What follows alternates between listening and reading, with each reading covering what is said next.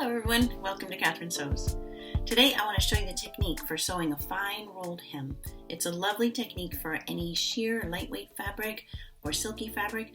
If you ever have to shorten a prom dress or a bridesmaid dress, this is a great tool to have in your toolbox because it maintains that delicate and very dressy look. I'm going to put a fine rolled hem on this camisole that I've been making. I've been sewing this and recording my progress, so I did the bust darts and I've already made a video about how to sew the perfect dart, so check that out. Then I did the side seams using a French seam, which is really a gorgeous technique, so check out that video too. Then I did the top edge and the straps using bias strip, which really makes it a nice fine garment, so check out that video too. But today I'm going to finish this camisole with a fine rolled edge on the bottom. I'm going to do it on my regular sewing machine, so there's actually no serging anywhere on this camisole. So if you don't have a serger, that's great. So I hope you like this technique, and if you learned something, you know what you gotta do. You gotta hit that subscribe button. So if you're ready, let's get going. Okay, so we're gonna be doing a fine rolled hem that's just as skinny as that. So little and delicate. Really, really beautiful for a finely made garment. We're gonna sew around the garment 3 times. The first is just putting in a basting stitch as a guide. Then we're going to turn it up once following that guide stitch and sew again, and then trim it down, and then we'll turn a second time and sew again. So for the first guide stitch, I like to have the edge of my fabric just hitting this mark. Can you even see that? On a zigzag presser foot, this gap in the middle, I like to run the edge of my fabric right at the edge of that gap. So right like that. I'm just using a regular stitch length of 2.5 millimeters. As I go around, I keep the side seam allowance going toward the back of the garment.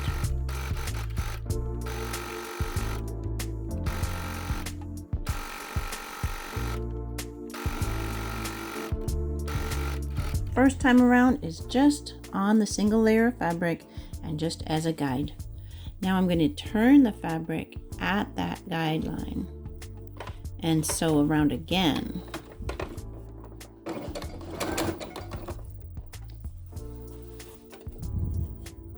I'm bringing that guide stitch to the edge of my fold, and the edge of my fold here is not reaching over to the edge of that gap like before. It's a little further in, so I'm about 3 millimeters, 1/8 of an inch from the edge. What that first stitch is doing is it's giving us a guideline as to know where to fold it. Also, it's helping me to be able to pull that straight without stretching out the fabric, so it's kind of acting like a stay stitch.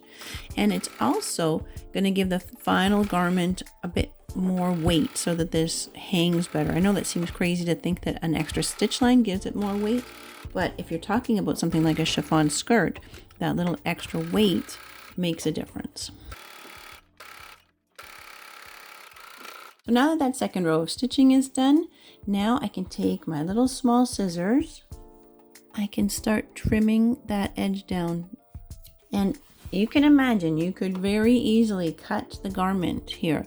So what I do is I lay that edge along my finger and then lay the blades flat. So I'm actually cutting like this, right? So that means I can't very easily cut the fabric of the garment. I'm only cutting the excess of the little hem that I've sewn. There are special scissors you could get for a job like this. They're called duckbill scissors, and they're pretty handy for this kind of job, but I don't use them that often, honestly. Just a little pair of scissors like this does the trick, especially if you're handling the fabric like this, just along your finger. If you alter bridesmaid dresses or prom dresses, this is a great little technique to use.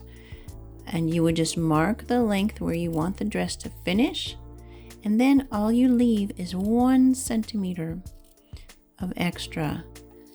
And then when you do the second turn, it's going to complete the 1 centimeter that you left.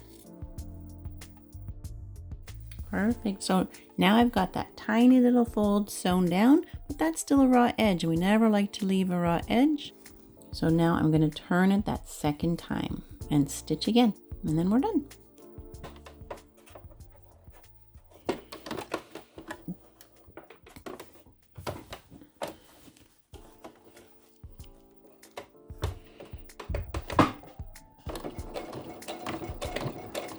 Okay, on this final fold, when I'm manipulating it, I want to bring that fold to be really skinny. And this hand, these fingers can kind of pull that in a little bit more.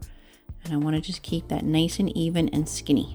To be able to sew this nice and straight, just remember that whatever you hold directly in front of the needle is where you're going to go. So if I'm over here or over here, I'm going to have a problem. But right in front of the needle is where I'm going to go.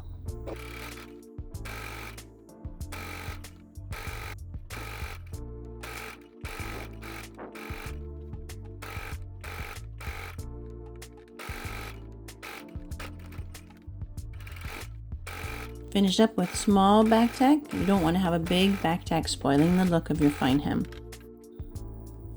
Trim your threads, and then we're going to do a final press, and you'll see how pretty this is.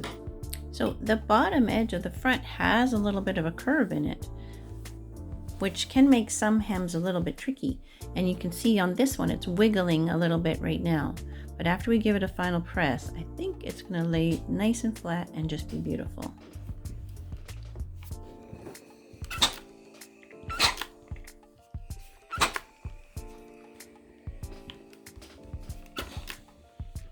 And that, my friends, is gorgeous.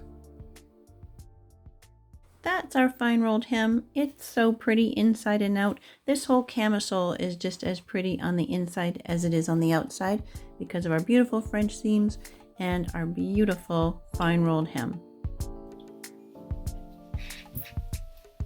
Okay, my friends, this is done. We've got the beautiful little fine rolled hem. We've got all the other details that are just really delicate, beautiful, and fairly simple techniques. I hope you enjoyed that. I really like this. I think it's perfect for a summer afternoon. I'm ready to head out and enjoy my new camisole. I hope you enjoyed the videos making this. I hope you learned something, and don't forget to hit that subscribe button because that just means the world to me. And we'll see you next time. Take care.